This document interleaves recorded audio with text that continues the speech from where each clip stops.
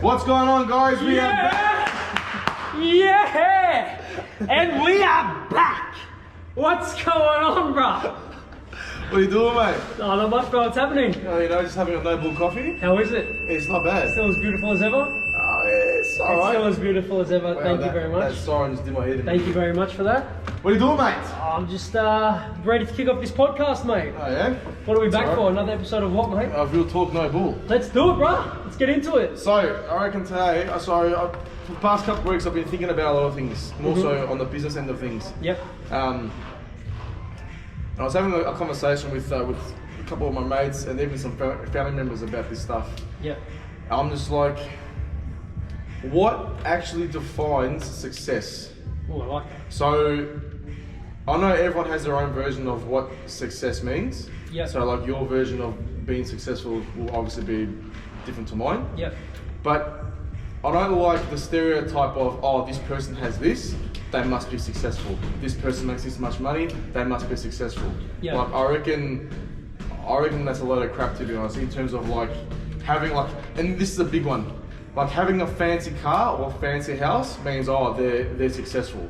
Like, you don't have to have a fancy car and a fancy house to be successful. You can be the most miserable person and still have those things. I think that's normal. Like we see that happen quite a fair bit. People are quite miserable living in a big house, fancy cars. Yeah. They might be in finance, whatever. But even I feel like it's the image. Like, I have to have a car, like a fancy car, like a $500,000 Merc, or I have to have a triple-story house just to prove to everybody else that I'm successful. Like, I reckon that's a bunch of shit, man. Pretty much what Gary Vee says. What did he say? He's like, stop buying stupid shit to impress people you don't like. Exactly right. Yeah. But I feel like, and again, like I seem to have this argument with a lot of my uncles and family members who are obviously like, late 40s, early 50s. But they're stuck in that mentality. They're stuck in that mentality that I have to have a lot of this fancy stuff to impress people that I don't even like. Well, I'm like, well, that doesn't mean you're successful and no one cares. So they measure success by things I have, like materialistic stuff. Yeah, that's a very old school. I think it's a very old school wog thing. It is, but it is, and then like they like to like gossip when they go to parties. Like, oh, my son. 100%. Oh, I'm building. Already. Oh, I bought like 3 more units. Oh, that's like, well, man, no one cares. Like, no one asked you. Yeah, or they my daughter, my son's married and at the age of 30, and they got this. They got like exactly right. I'm just like, I think our generation is very different. We see things differently. Yeah, well, it is a different day and age we're living in, man. Like, what, like. Who set the rule on success? Like, what exactly right? Measure success by? 100%. Like, there's heaps of things. Like, I listen to Gary Vee quite frequently, and he's like, success is waking up in the morning and being happy. Yep. 100%. How many people can actually say they wake up happy?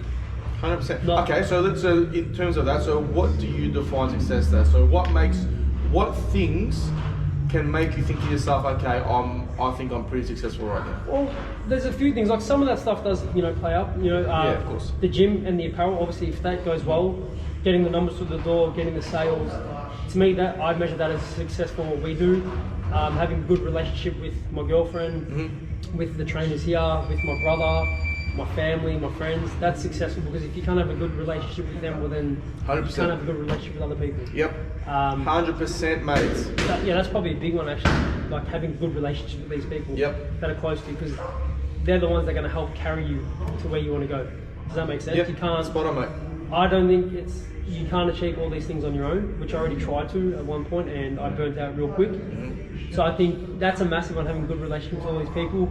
Waking up happy, man. Yep. Like, we speak about it quite often because it is a big deal. Like, how many people do we meet day in, day out that once we bring that up, like, holy shit, man, I can relate because I don't wake up happy.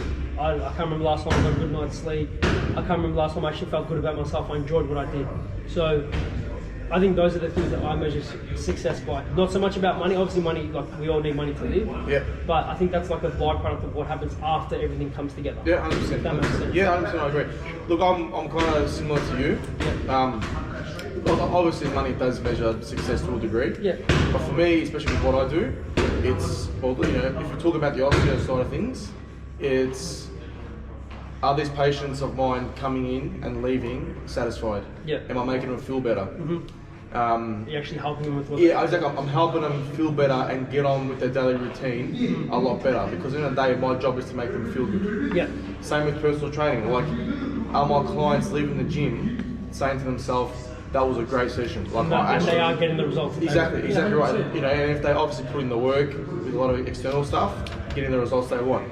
Yeah. Like for me, that measures success. Yeah, and then once you put in effort with that, then the money comes after. Exactly if you right. focus on that, then it's like it won't happen because you're so focused on getting paid rather than helping them achieve what they need. Exactly right. Like for me, success is growing yourself both personally and professionally. Like I don't feel like I need to drive a $500,000 Mercedes to prove to not only myself but to everybody else.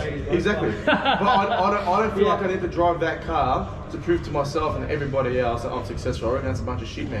Look, I don't know how else to explain it because we've spoken about it quite a few times, but I just feel like we're stuck in this bubble, like in Melbourne and maybe other areas, other parts of Australia, but we are stuck in a bubble of constantly comparing ourselves to other people. Exactly right. Oh, yeah, 100%. Better, be better, drive better cars.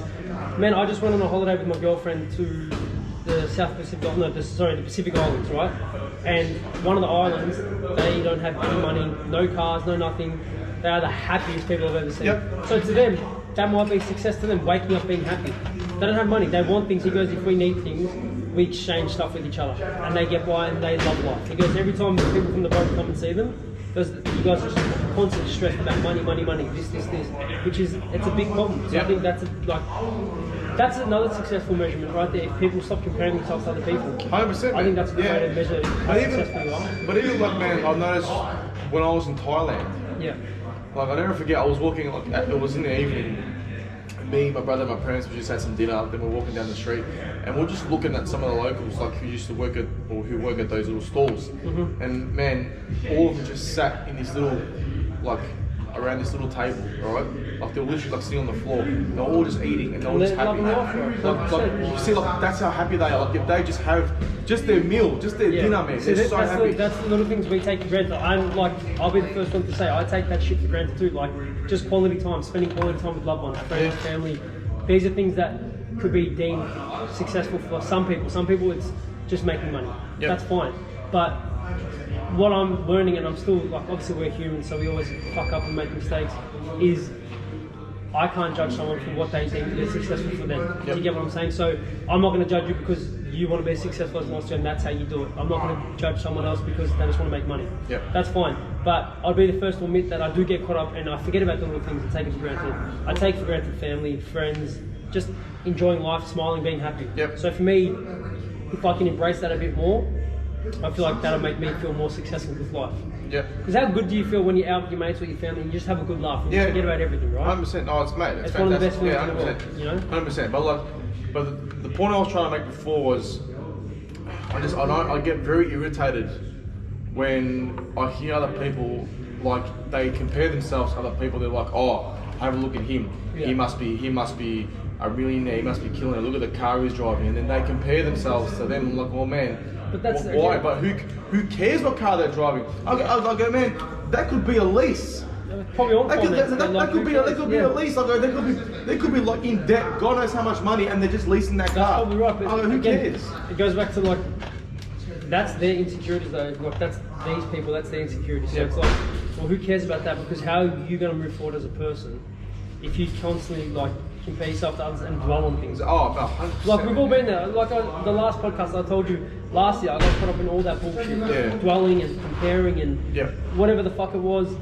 And like I'm really trying to take a strong approach of just like it is what it is, whatever. Let's move on. If something happens but it doesn't affect you like that bad, move the fuck on. Do you get what I'm trying to say? I'm just trying to be more relaxed with everything. And just take it one day at a time and take it as it comes, man. Spot on, mate.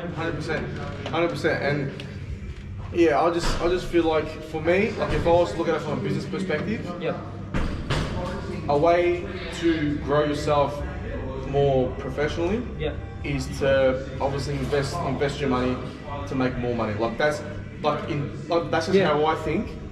That's how you measure success, because instead of buying things that people don't care about, you're buying things that help grow you even more. So like a perfect example, okay? Let's just use a gym for example, okay? If you own a gym, the goal, or a goal if you want, should be to open up multiple gyms. Because that way, you're growing yourself as a business and you're creating a franchise. You know what I mean? Agree. Like, what's the point of having one gym and then buying a $300,000 Mercedes instead of putting that money towards something else that could be making you more money? That's 100%. Well, that's what we do. We try to reinvest what we do here as well. The money we make, we try to reinvest it and grow. No, but exactly, 100%, exactly. But I'm just like, and again, like, don't brag about it. Like, just like be humble about it. Like, I know it's hard. Like, some people like to brag. Again, I just try not to get too caught up with it. Like, I've got heaps of mates that flaunt what they do. I'm like, fucking go hard, man. Do your thing. I'm not gonna sit here. I'm not gonna hate more, get jealous, envious. Been there, done that. Don't care. Next, what's happening? What are we doing? Like, what do we have to improve on you? How can we get better? What can we do to grow? Do you get what I'm saying? 100%, mate. I speak about it a lot because it's me reminding myself daily not to worry about that stuff. Focus on myself, and that's it. And what we're trying to achieve. Actually, I tagged you in this video last night. I'm going to talk about it on this. I tagged you in this video last night. I screenshotted it. This guy was talking about. I don't know the word. This guy was talking about. Okay, here we go. Yes. When things are going good. Oh, yeah, I watched that this morning. Did you watch it? Toilet, yeah. Very good. So, he said when things are going good, this guy, I don't even know his name, but he sounds like he's know. Oh, wait, Bobby. He sounds like he knows what he's talking about. Bobby Castro. Bobby Castro, that's his name, okay? When things are going good, don't take things for granted, number one. Number two, don't overspend. Number three, stack less. I don't know what that means. Stack right? Yeah. Number four, don't invest stupidly. Yes. A dumb car. What's a car gonna do for you, man? It pretty much just loses value as soon as you exactly get it. Right. It will half its value. Don't lose focus. Stay focused. 100%. That's probably one of the biggest, like, hardest ones for me. But yeah. 100%. Stay focused. Yeah. Don't change as a person. Oh yeah, that's 100%. Again, like, but sometimes you can't handle that. I think the last one is inevitable with some people. Yeah. Hang on. There's a couple more. There's one more. Ignore the obvious. That's it. Like the shit I just said. Like, fuck all that other noise, bro. It's just dumb shit. Again, the reason why I say it is because I have to. That's a reminder that I tell myself every day. Like I said, I'm a human as well. I fuck up. So I don't wake up and I'm like, fuck yeah, today's gonna be a hectic day. I'm gonna smash it. I might wake up like, fuck, like this person's done that, and then I would like tell myself it's all good. Focus on yourself and what you're trying to achieve. And try to block all that bullshit out. Spot on. As much as I can. Again, not perfect. I'll slip up every so often, but then I have to put myself back on track and just focus on what we're trying to achieve. That's it. Something else I want to talk about as well. Recently, I've been reading this book by this guy called Mark McCormack. He passed away about 10 years ago. Like, he made this. Actually, he wrote this book, and then like 2 or 3 years later, he passed away from old age or something like that, right? It's a fantastic book about business and entrepreneurship, right? And in a section, he talks about a racehorse versus a plough horse. Which one are you? So a racehorse is someone who is determined, gets stuff done, doesn't mess around, is on the ball, and is always looking at, what's the next thing we're going to do, what's the next thing we're going to do, always looking, thinking about how they can advance themselves in the most accelerated manner.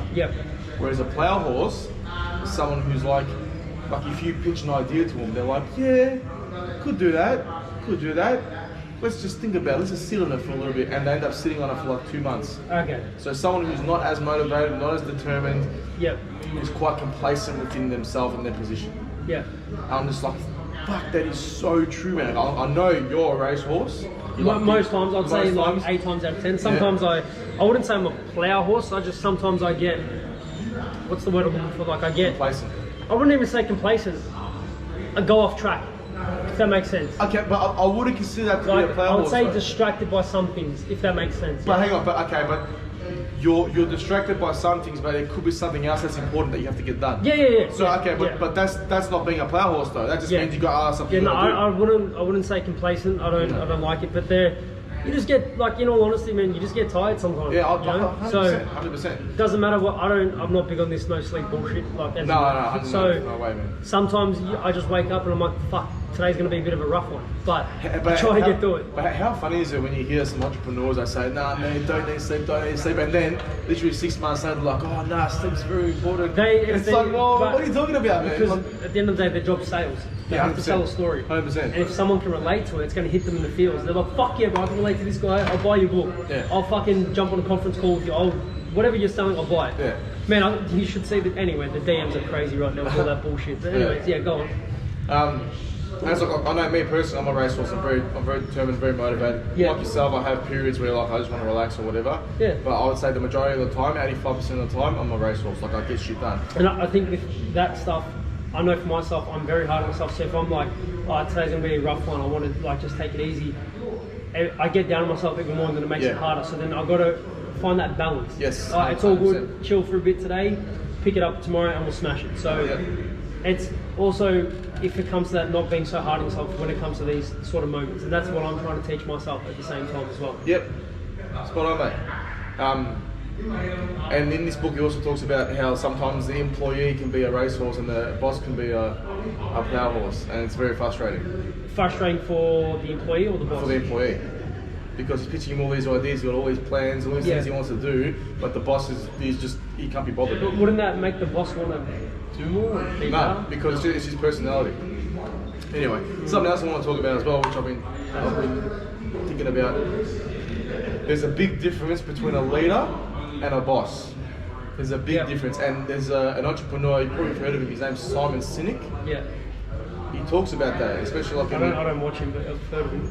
Yeah. So he wrote a book, right? And which I want to read. I'm going to read it after this one. It's called Leaders Eat Last.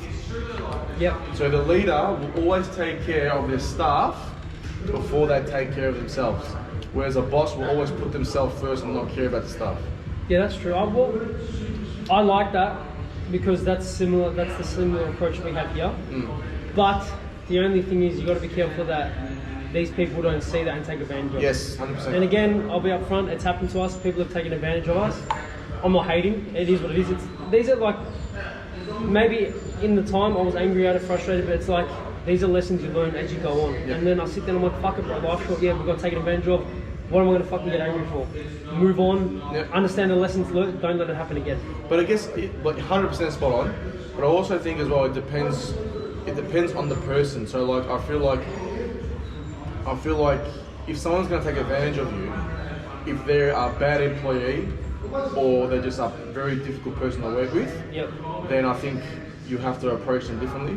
Whereas if the employee also does a lot of favours for you, you know, goes out of their way, you reciprocate. Yeah, of course, 100%. You try and help them out as much as you can as well. You know what I mean? Like, I reckon that there's a big difference in how you should approach your staff. Yeah.